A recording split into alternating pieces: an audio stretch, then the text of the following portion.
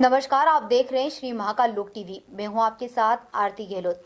रुक करते इस वक्त की तमाम बड़ी खबरों पर। ओडिशा के भुवनेश्वर में प्रधानमंत्री नरेंद्र मोदी ने जनसभा को संबोधित करते हुए कहा कि आज का यह दिन एक और वजह से भी विशेष है। केंद्र की एनडीए सरकार के 100 दिन भी पूरे हो रहे हैं। इस दौरान गरीब किसान, नौजवान और नारी शक्ति के सशक्तिकरण के लिए बड़े बड़े फैसले लिए गए हैं।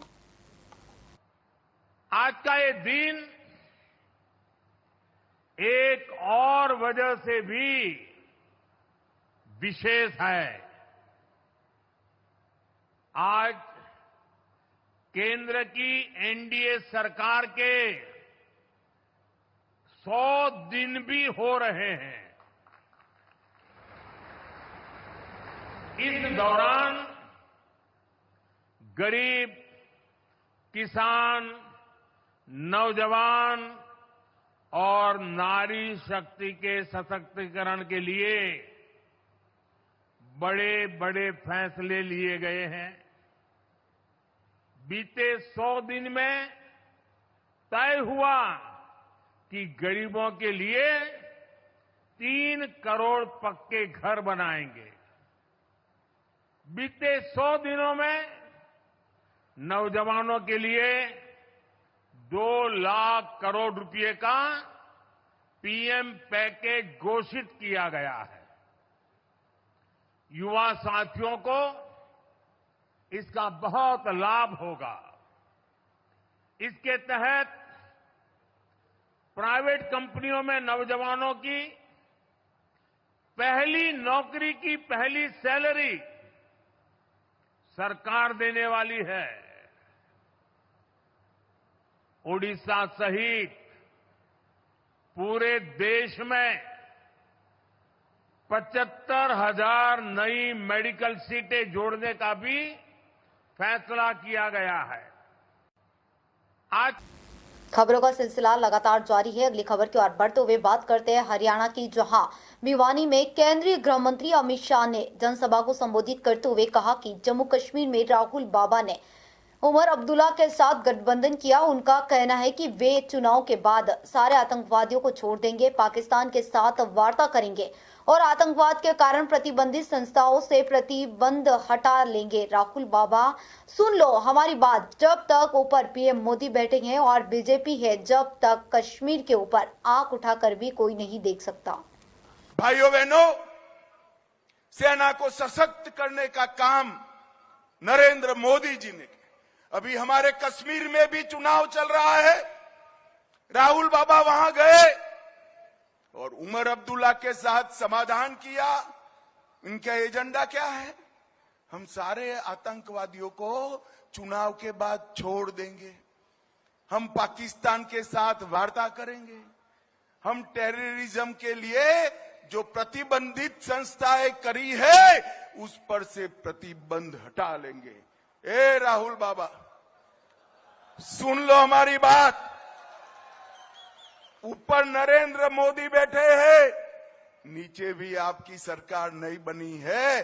जब तक भारतीय जनता पार्टी है, कश्मीर के ऊपर आंख उठाकर कोई देख नहीं सकता। मित्रों, देख नहीं सकता। मुझे बताओ लोहारू वालों, धारा 370 हटी, अच्छा हुआ या बुरा हुआ? अरे जोर से बोलो, अच्छा हुआ या बुरा हुआ?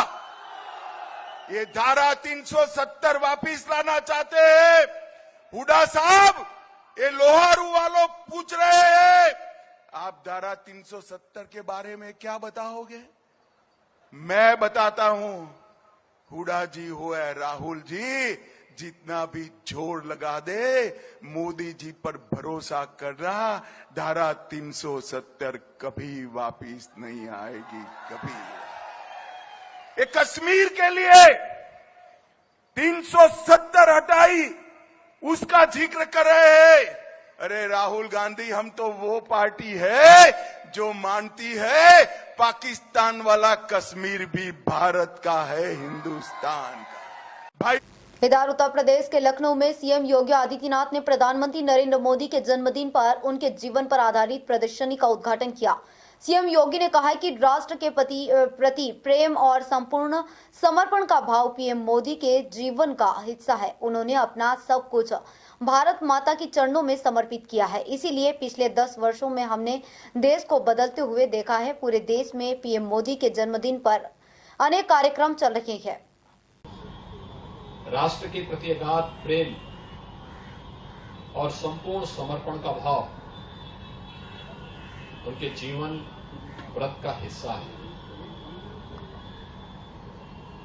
उन्होंने अपना सब कुछ भारत माता के चरणों में समर्पित किया है और इसीलिए पिछले 10 वर्ष में हमने बदलते हुए भारत को देखा है। एक भारत आज जो दुनिया की एक बड़ी ताकत के रूप में उभर करके दुनिया का मार्गदर्शन करने के लिए आज दिखाई दे रहा है। एक ऐसा भारत जो अपनी आस्था का भी सम्मान कर रहा है। विरासत और विकास की यात्रा एक साथ आगे बढ़ करके भारत की 140 करोड़ जनता जनार्दन की आशा और आकांक्षाओं की पूर्ति के लिए पूरी प्रतिबद्धता के साथ आगे बढ़ रहा है। इन 10 वर्षों में हमने इस नए भारत का दर्शन किया है और इस भारत में हम लोग आज प्रधानमंत्री मोदी जी जैसे सारथी के रूप में एक विकसित भारत की संकल्पना के साथ आगे बढ़ रहे हैं। स्वाभाविक रूप से ये प्रदर्शनी, जिसमें इस प्रदर्शनी में रखे गए चित्र प्रधानमंत्री मोदी जी के संघर्ष में जीवन की गाथा को उन चित्रों के माध्यम से देखने और अवलोकन करने का एक अवसर हम सबको प्राप्त होगा। आप सभी यहां पर आए हैं।